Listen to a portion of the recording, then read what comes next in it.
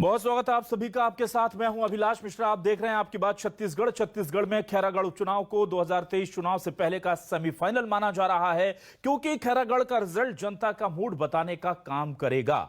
इसलिए कांग्रेस के साथ ही बीजेपी कोई कसर नहीं छोड़ना चाहती। सीएम भूपेश बघेल ने बड़ा दांव खेलते हुए अगर चुनाव में जीतते हैं तो ऐलान कर दिया है कि 24 घंटे के भीतर खैरागढ़ को जिला बना दिया जाएगा। उधर बीजेपी शराबबंदी, बेरोजगारी भत्ता जैसे पुरानी घोषणाओं को याद दिलाकर कांग्रेस पर पलटवार कर कह रही है कि साहब पहले पुराने वादे तो पूरे कर दीजिए, उसके बाद कोई नया वादा कीजिए। कांग्रेस और बीजेपी के अलावा जोगी कांग्रेस भी अपनी सीट बचाने के लिए जोर लगा रही है, लेकिन वादा और वादा खिलाफी को लेकर छत्तीसगढ़ की सियासत गर्मा गई है। क्या वादे करने वाले भूल जा रहे हैं या फिर सिर्फ चुनाव के वक्त ही उन्हें याद आ रही है? इसी पर करेंगे आज आपकी बात।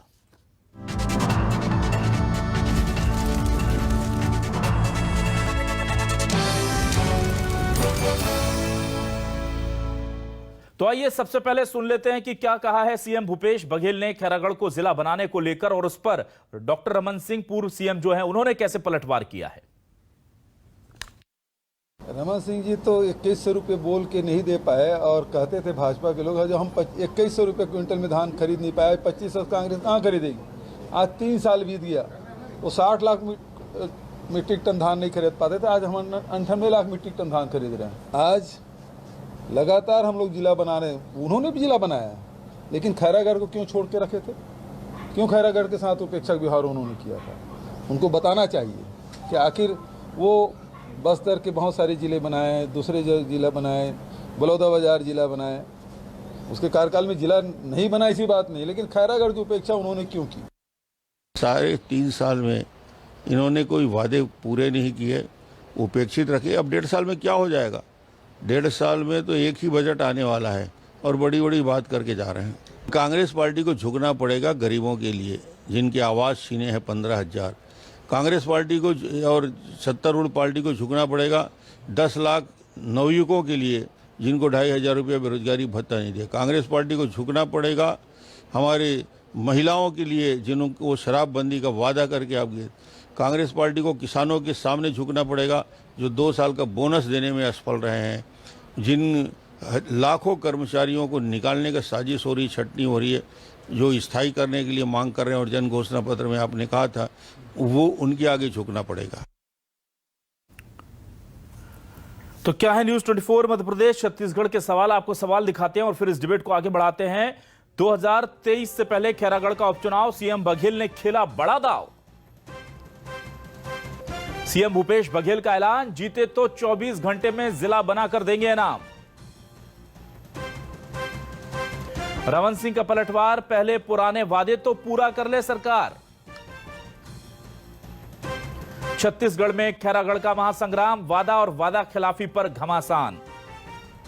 हमारे साथ 2 खास मेहमान जुड़ चुके हैं। हमारे साथ कांग्रेस से वरिष्ठ नेता प्रवक्ता धनंजय सिंह ठाकुर हैं। बहुत बहुत स्वागत है धनंजय जी आपका न्यूज़ 24 मध्य प्रदेश छत्तीसगढ़ पर। और आज बीजेपी के वरिष्ठ नेता नरेश गुप्ता जी हमारे साथ जुड़ चुके हैं। बहुत बहुत स्वागत है नरेश जी आपका भी न्यूज़ 24 मध्य प्रदेश छत्तीसगढ़ पर।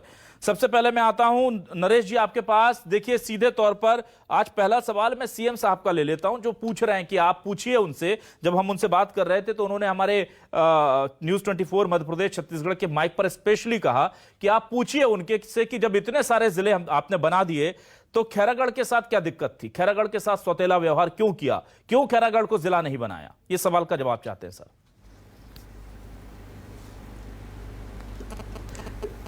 इस बात का जवाब भूपेश जी स्वयं दे देते तो बेहतर होता। उन्होंने अभी 3.5 साल में 4 जिले बनाए, तो खैरागढ़ को क्या ब्लैकमेलिंग करने के लिए रख रखा था? उसका जवाब वो स्वयं दे दे कि 4 जिलों की घोषणा में इसकी क्यों घोषणा नहीं की है। आज वो फिरौती की मांग कर रहे हैं। जो उठाईगिरी करने वाले बच्चों को उठा लेते हैं, उसके बाद जो फिरौती की मांग करते हैं, उसी रूप में ये फिरौती हो गई है। तो अब हमें जिता दो, 24 घंटे में आपके बच्चे को छोड़ देंगे, इतने पैसे छोड़ दो, ये उसी टाइप से बात हो रही है। तो अब हमें जिता दो, 24 घंटे में हम आपको बच्चा छोड़ देंगे, आपके क्षेत्र को हम जिला बना देंगे। तो आपको लगता है कि ये ब्लैकमेलिंग हो रही है? डेमोक्रेटिक ब्लैकमेलिंग ये भी बना देते यदि आपको इतनी उस बात के बात Yeah, it is a democratic, not democratic. It is beyond the democracy also. Beyond the democracy. लेकिन यही तो मुश्किल है ना कि हमें तो नियम ही ऐसे मिले हैं कि हम जाकर के घोषणा कर सकते हैं और कह सकते हैं कि हम इन्होंने जो 24 कहा, यदि जिता देंगे तो, हाँ। यदि जिता देंगे तो। ठीक है। धनंजय सिंह ठाकुर साहब, ये फिरौती क्यों मांगी जा रही कि अगर जिताओगे तो जिला पाओगे, नहीं जिताओगे तो फिर सोच लो, ये क्या फिरौती की भाषा है सर? और क्या ये ठीक लगता है आपको इस तरह की बातचीत करना, प्रलोभन देना, जिस तरह से बीजेपी आरोप लगा रही है, या फिर मजबूरी का फायदा उठाना, सीधे तौर पर मैं कहूं तो?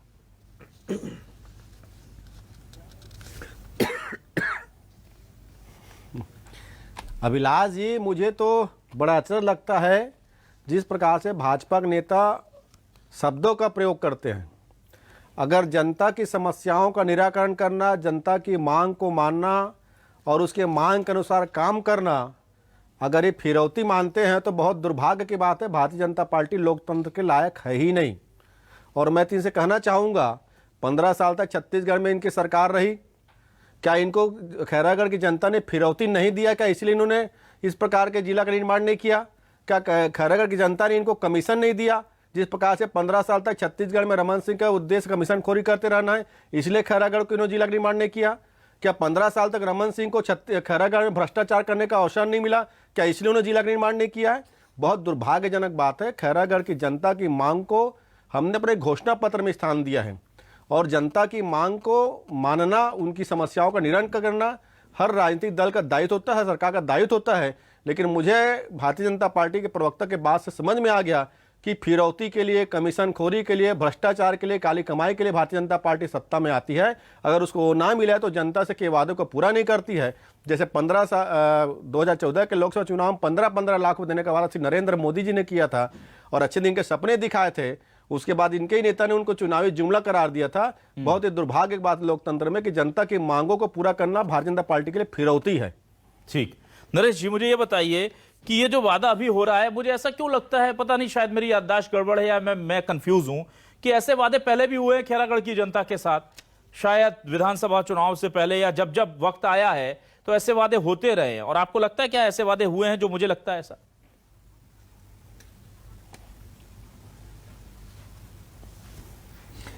अभिलाष जी, इस फिरौती मांगने वाली राजनीतिक दल फिरौती के रूप में जो काम कर रही, यदि जिता दोगे तो, अरे आप बोलते कि हम आपका जिला बना देंगे, चुनाव घोषणा की बात तो समझ में आती। यदि जिता दोगे तो it is a one kind of फिरौती।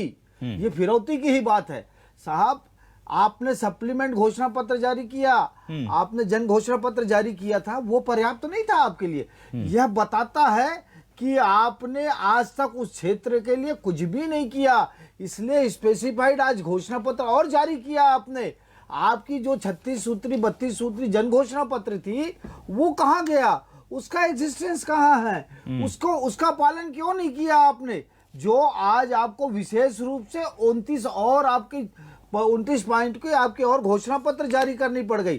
साहब आप बताइए, वह देवव्रत जी का क्षेत्र था, इसलिए वहां पर कोई काम नहीं किया। कौन सा बड़ा निर्माण काम, कौन सा माइलस्टोन का काम किया इन्होंने? 10-20 तो नाम बता दें। ये आप हमें जिता दीजिए, हम आपको अनुभाग दे देंगे, आप हमें जिता दीजिए तो जिला बना देंगे। अरे ये दिस इज डेफिनेटली ब्लैकमेलिंग साहब।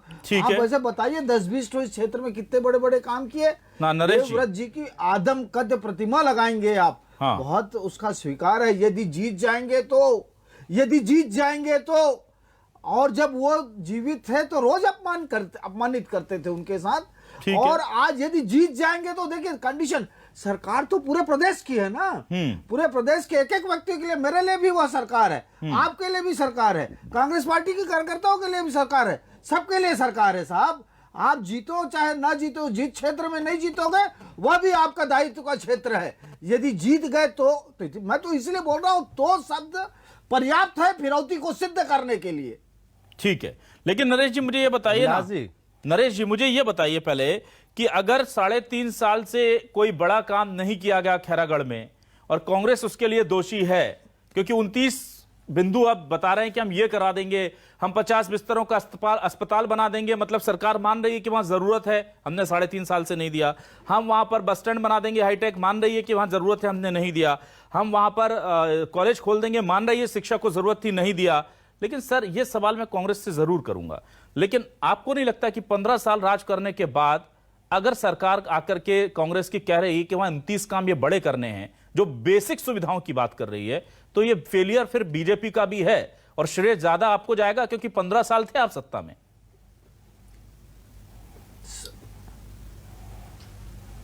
सर अभिलाष जी, 15 साल में उस क्षेत्र के विकास की कल्पना करिएगा।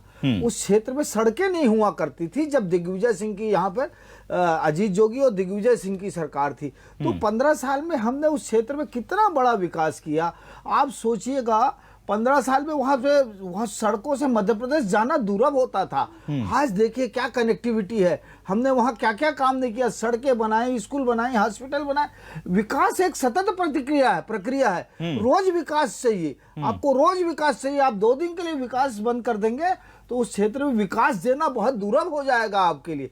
आज यदि आपने आरसीसी रोड बनाई है तो कल सीमेंटी रोड बनानी पड़ेगी। सीमेंट के रोड के बाद आपको पता चला 20 फीट की सड़क के बदले 40 फीट की सड़क बनानी पड़ेगी, 60 फीट की बनानी पड़ेगी। विकास एक सतत प्रक्रिया है। आज आप कर दिए उसके बाद समाप्त हो गया, ऐसा नहीं होता है अभिलाष जी। ठीक है, तो सतत प्रक्रिया तो फिर बनाने दीजिए। लेकिन धनंजय सिंह ठाकुर साहब, ये 29 बिंदु आपको अचानक से दिख गए खैरागढ़ में सर? कि 29 काम बड़े बड़े होने हैं खैरागढ़ में, और अलग से आपने एक घोषणा पत्र जारी कर दिया। मुझे बताइए, 29 में से कोई 5 काम पहले कर देते और फिर जाते कि देखिए बड़े काम कर दिए 5, बाकी के 25 या 24 बचे हैं, ये भी हो जाएंगे, तो समझ आता। आपने जिला बनाने की सबसे बड़ी मांग को भी चुनाव के लिए बचा कर रखा था, और उसके बाद 29 बड़े काम भी गिना दिए कि हम पूरे कर देंगे। ये पहले क्यों नहीं सर? ये तो फिर अगर ऐसे आरोप लगेंगे ना कि आप पॉलिटिकली फायदा मिलेगा तो करेंगे, नहीं तो नहीं करेंगे।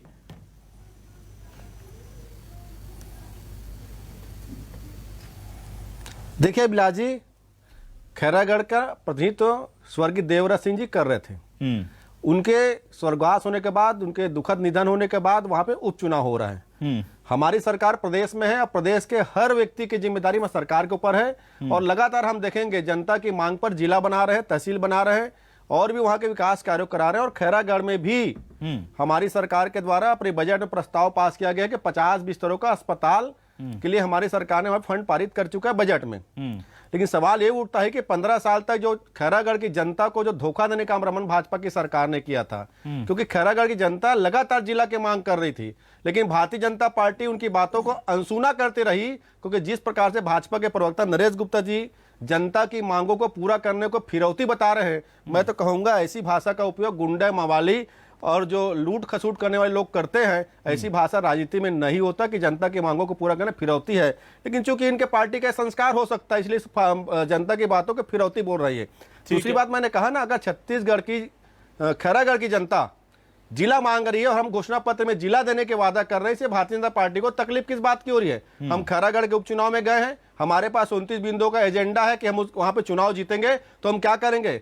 नरेश गुप्ता जी पढ़े लिखे विद्वान प्रवक्ता, बताए ना, भारतीय जनता पार्टी भी वहां चुनाव लड़ रही है, उनके पास खैरागढ़ को लेकर क्या घोषणा है, क्या एजेंडा, बताइए ना। क्योंकि इनके पास झूठ बोलने के अलावा, फर्जी बातें करने के अलावा और छत्तीसगढ़ के विकास को रोकने और बाधित करने के अलावा कुछ भी नहीं बनता है। क्योंकि भारतीय जनता पार्टी कभी चाहती नहीं रही खैरागढ़ विकास हो। रमन सिंह का गृह विधानसभा क्षेत्र है राजनांदगांव, वहां से खैरागढ़ लगा हुआ है, कवर्धा उनका गृह जिला है, दोनों के बीच में खैरागढ़ आता है। और सिर्फ खैरागढ़ को इसलिए नहीं बनाया गया रमन सिंह की सरकार के दौरान जिला कि खैरागढ़ बहुत ज्यादा विकसित हो जाएगा और रमन सिंह जी की सरकार की पूछ परख खत्म हो जाएगी, भारतीय जनता पार्टी की पूछ परख खत्म हो जाएगी। हम अपने घोषणा पत्र के माध्यम से गए हैं, आपके चैनल में बता रहा हूं, आप बताइए ना आपके पास क्या विजन है। और आपने 15 साल तक खैरागढ़ को जिला क्यों नहीं बनाया? आपने इसलिए नहीं बनाया क्योंकि आप जिस फिरौती की भाषा की बात कर रहे हैं, क्या खैरागढ़ में आपको फिरौती चाहिए था? क्या खैरागढ़ में रमन सिंह को कमीशन खोरी करना था? क्या खैरागढ़ में रमन सिंह को भ्रष्टाचार करना था? गुंडो मवाली की भाषा जो उपयोग होता है फिरौती वाली, मुझे बड़ा आश्चर्य लगता है भारतीय जनता पार्टी संस्कार को देखकर। ठीक है, नरेश जी कुछ कहना चाह रहे थे, आप बोलिए सर। हाँ अभिलाष जी बोलिएगा। जी आप बोलिए सर, क्या आप बोलना चाह रहे हैं? देखिए अभिलाष जी, ये कृत्य गुंडे मवाली सड़क छाप लोगों का कृत्य तो ये है, आप ऐसा करोगे तो मैं आपको जिला दूंगा। ये गुंडे मवाली का कृत्य क्या है? आप मुझे 2 लाख रुपए दोगे तो आपके बच्चों को छोड़ दूंगा, दोगे तो आप मुझे जिताओगे तो अनुभाग बनाऊंगा, आप मुझे बनाओगे तो 50 बिस्तर दूंगा, 50 बिस्तर का हॉस्पिटल दूंगा, आप मुझे जिताओगे तब मैं हॉस्पिटल बनाऊंगा। ये कोई सरकार नहीं बोलती है साहब। काम करने सत्तारूढ़ दल के लोग ये ऐसा आश्वासन नहीं देते। अरे आज आप भी सत्ता में हो, आप बोलो, आप बोलो भाई हमें चुनाव जिताइए, हम बना रहे हैं आपके लिए, जिता दोगे तो बनाएंगे। This is conditional. लेकिन नरेश जी, जैसे नरेश फिरौती जी, मांगने वाले नरेश जी, आपका ये तर्क, नरेश जी, गुंडे लोग, मवाली लोग, ना, ये वो ठीक है, कृत्य है। ठीक है अभिलाष जी, नरेश जी, तो मुझे अभी ये 5 बताइए, राज्यों का चुनाव, अभिलाष जी बोलिए धनंजय 5 राज्यों का चुनाव निपटा है। हाँ। 5 राज्यों के चुनाव में जाके श्री नरेंद्र मोदी जी, अमित शाह जी जो बात किए हैं, क्या वो भी वहां से फिरौती मांगे हैं? क्या वो फिरौती मांगे हैं? अगर चुनाव में वादा किया है और रही गुंडागर्दी की बात, तो ये भारतीय जनता पार्टी का संस्कार है। गुंडागर्दी करना, सड़क छापा करना, लूटना चोट करना, बलात्कारियों को बचाना, ये भाजपा का संस्कार है। बहुत गहरी बात है। अगर ये फिरौती मांगना है तो क्या नरेंद्र मोदी जी ने उत्तर प्रदेश में फिरौती मांगा? क्या अमित शाह ने फिरौती मांगा है? अगर जनता से वादा करना और गुंडागर्दी की बात है तो सबसे बड़ा गुंडा भाजपा का नेता है जो फिरौती मांगता है। इनको शर्म नहीं आती? एक गुंडा बवाली की भाषा बात करने वाले, ये लूट खसूट करने वाले खैरागढ़ की जनता के क्या बात करेंगे? जिसकी तमीज नहीं है, जिसको तहजीब नहीं बात करने का, जिसका संस्कार नहीं है, अगर जनता के वादा पूरा करो तो फिरौती है। ये भाजपा का संस्कार है। एक गुंडागर्दी करने वाले, मवालियों की भाषा बोलने वाले भाजपा के प्रवक्ता, इसका ये संस्कार है। मवालियों की भाषा बोल रहा है, फिरौती मांग बात कर रहा है। अगर फिरौती मांग रहा है, क्या नरेंद्र मोदी जी ने उत्तर प्रदेश फिरौती मांगा? क्या अमित शाह ने फिरौती मांगा है? ये आपका संस्कार है। मवालियों की भाषा बोल रहे हैं, ठीक है सर, ना ठीक है, ना आप दोनों वरिष्ठ नेता हैं, आप दोनों वरिष्ठ नेता हैं सर, ना ठीक है, भाजपा का अपराधी संस्कृति, ठीक है सर, आप दोनों वरिष्ठ नेता हैं सर। नरेश जी, लेकिन मुझे एक चीज बताइए ना, घोषणा पत्र जारी करने की बात जो आप कह रहे हैं और इसको पर ब्लैकमेलिंग कह रहे हैं, तो ये तो हर पार्टी करती है चुनाव से पहले। और मेरे खैरागढ़ के लोगों के लिए तो अच्छा है ना कि कम से कम 29 काम तो कमिट कर रही है ना सरकार की, 29 काम हो जाएंगे। अगर आपको कांग्रेस बीजेपी को लगता है कि ये गलत है, ये प्रलोभन दिया गया या ये धमकी दी गई, तो आप बोल दीजिए कि ये 10 काम है, आप हमें जिताइए या मत जिताइए, ये 10 काम बीजेपी करवाएगी। केंद्र से अगर हम करवा सकते हैं तो वहां से करवाएंगे, हम अपने दम पर करवा सकते हैं तो हम अपने दम पर करवाएंगे। तो कम से कम जनता को कुछ कमिट तो कीजिए। सिर्फ यह कह देने से कि इनका कमिटमेंट लालच से भरा हुआ नजर आता है, क्या बीजेपी की जिम्मेदारी उस क्षेत्र में काम करने की खत्म हो जाती है सर?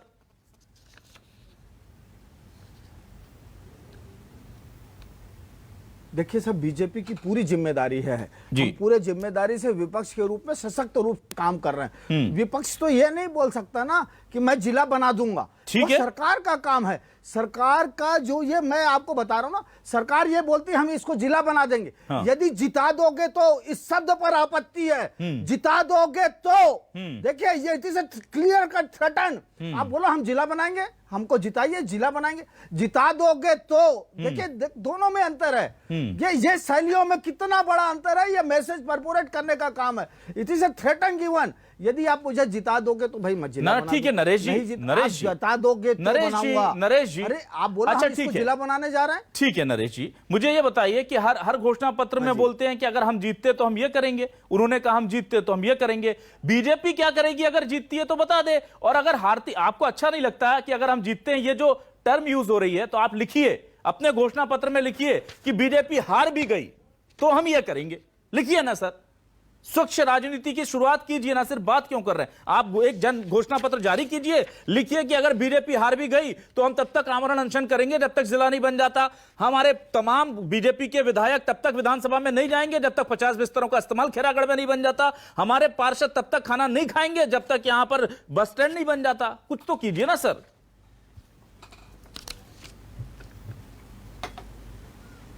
सर देखिए, घोषणा पत्र किसी विधानसभा विशेष चुनाव के लिए मेरे 1998 से लेकर आज तक की सर बहुत सारी चीजें रोज नई हो रही हैं सर, कहीं लिखा नहीं है ना कि ऐसा नहीं हो सकता। लेकिन 98 से जो जिस स्वरूप में काम कर रहा हूं, हाँ, तो ना सर पॉलिटिक्स फिक्स पैटर्न में चलेगी ऐसा कहां लिखा है? लिखा कहीं नहीं है। हाँ। लेकिन ये भाषा शैली, आप जिता दोगे तो आप मुझे जिताइए, हम आपको जिला देंगे, ये इस इज ऑल राइट। आप मुझे जिताइए, मैं आपको जिला दूंगा। जी, फिर उत्तर प्रदेश में ना फिर उत्तर प्रदेश में What do you कांग्रेस ने mean क्यों by घोषणा तो? पत्र जारी किया था? ये तो ना, फिर आप शब्द मुझे का बताइए, आपत्ति है। नरेश जी आप मुझे सर, बताइए, उत्तर सर, प्रदेश में क्यों कहा प्रियंका सुनिए गांधी ना। ने कि हम जीत जाएंगे तो बहन बेटियों को स्कूटी देंगे?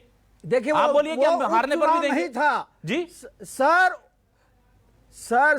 वो सर आप मुझे बताइए, वह चुनाव था, उपचुनाव नहीं था। अरे सर, वो जनरल इलेक्शन था, उपचुनाव नहीं था। ना अभिलाष जी। सर, ये आप दोनों घोषणा को पत्र, compare बल्कि नहीं कर धनंजय जी सकते हैं। आपको इसमें कुछ गलत लगता है क्या कि उपचुनाव आप में घोषणा दोनों पत्र को क्यों जारी compare कर नहीं कर दिया? सकते। दोनों में ये आपको घोषणा लगता है पत्र कोई मुद्दा आएगा। होना चाहिए?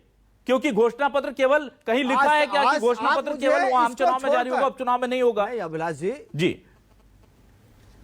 सर अभिलाष जी, अभिलाष जी मुझे बताइए, आज खैरागढ़ के छोड़ छत्तीसगढ़ में या मध्य प्रदेश में किन किन उपचुनाव के लिए घोषणा पत्र जारी की सर, गई है? थोड़ा सा आप याद करके नवाचार है सर, होने दीजिए, क्या दिक्कत है? आप बताइए। अच्छा तो है, मैं तो चाह रहा हूँ किन जिम्मेदारी तो उपचुनाव तय में होगी घोषणा पत्र- अरे ना और ना, 70 मैं तो सर, खैरागढ़ के हिसाब से सोच रहा हूँ 70 सर। वो तो आज सरकार में है ना तो नरेश जी, अरे वो तो 70 उर्दल आज सरकार ना में नरेश है। जी, मैं तो देखिए, मैं खैरागढ़ की जनता की तरफ से वो तो सोचता सरकार हूं। है। नरेश जी, जिला छत्तीसगढ़ की पंचायत। जनता की अभी तरफ से कितने सोच दिन रहा हूं पहले इन्होंने 4 मैं। मुझे जिला लग रहा है बनाया। कि 29 पन्नों का, 29 बिंदुओं का अगर कांग्रेस ने जारी किया है तो 50 का बीजेपी कर दे और ये तय कर ले कि लिखित में दीजिए कि ये काम हम करेंगे, 50 का आप कर दीजिए। सर, मेरी जनता को जवाबदेही होनी चाहिए कि जो वादा कर रहे हैं और लिखित में कर रहे हैं, और जो ज्यादा अच्छे वादे करेगा हम उसको जिताएंगे। हम क्या गलत है इसमें? ये लोकतंत्र का तकाजा है। मैं जनता के लिए जवाबदेह हूँ। विपक्ष की एक सीमाएं होती है, विपक्ष क्या कर सकती है अभिलाष जी, और ये सबसे बड़ी बात जो है अभिलाष जी, ये सरकार जो है ना,